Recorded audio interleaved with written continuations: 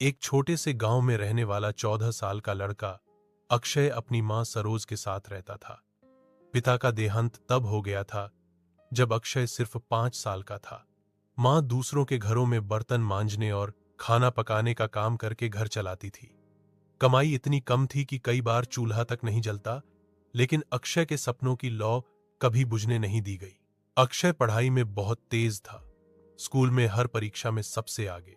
उसकी आंखों में इंजीनियर बनने का सपना चमकता था। कई बार वह मां से कहता, मां, एक दिन मैं आपको बड़े घर में ले जाऊंगा, काम भी नहीं करना पड़ेगा। मां मुस्कुरा देती, बस तू पढ़ ले बेटा, यही मेरी अमीरी है। लेकिन गरीबी के हाथों सपने बहुत बार कमजोर हो जाते हैं। एक दिन स्कूल में फीस जमा करने की आखिरी तारीख घोषित हुई। अक्षय के पास फीस के पैसे नहीं थे। वह चुपचाप कक्षा के आखिरी बेंच पर बैठ गया। शाम को मां के घर लौटते ही उसने पूछा, मां, स्कूल की फीस, कल आखिरी दिन है। सरोज ने थके हाथों से बेटे के सिर पर हाथ रखा। मैं कल सुबह ही अरुण साहब के घर जाऊंगी। थोड़ा उधार मिल गया तो फीस भर देंगे। लेकिन अगले दिन उधार नहीं मिला। शाम को स्कूल से लौटकर अक्षय की आंखें नम थीं। पढ़ाई, उसके होठों से शब्द ही नहीं निकल रहे। मां ने उसे सीने से लगा लिया।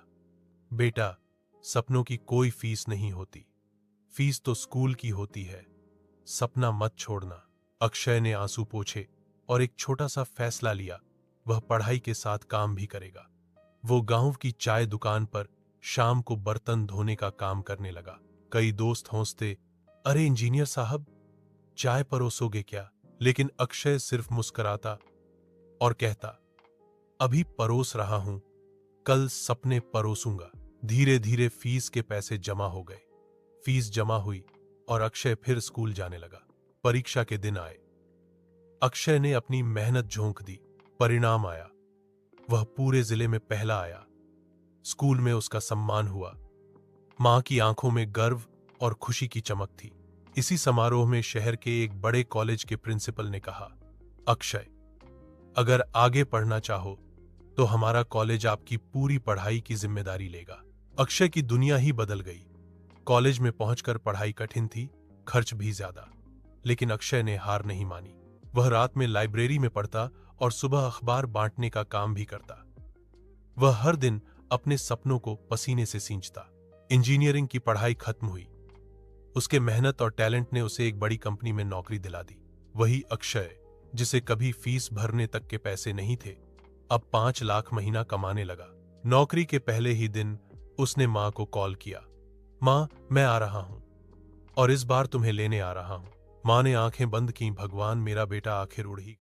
नौकरी के पहले ही दिन उसने मां को कॉल किया, मां, मैं आ रहा हूं और इस बार तुम्हें लेने आ रहा हूं।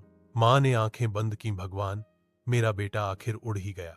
कुछ महीनों बाद गांव में एक नया घर बना और उस घर के बाहर बड़ी सी नेम प्लेट लगी थी, सरोज निवास। अब सरोज किसी के घर बर्तन नहीं मांजती थी।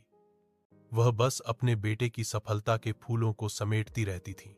लोग अब अक्षय को देखकर कहते, इसने सिद्ध कर दिया कि सपनों की कोई फीस नहीं होती, बस उन्हें पूरा करने की जिद चाहिए।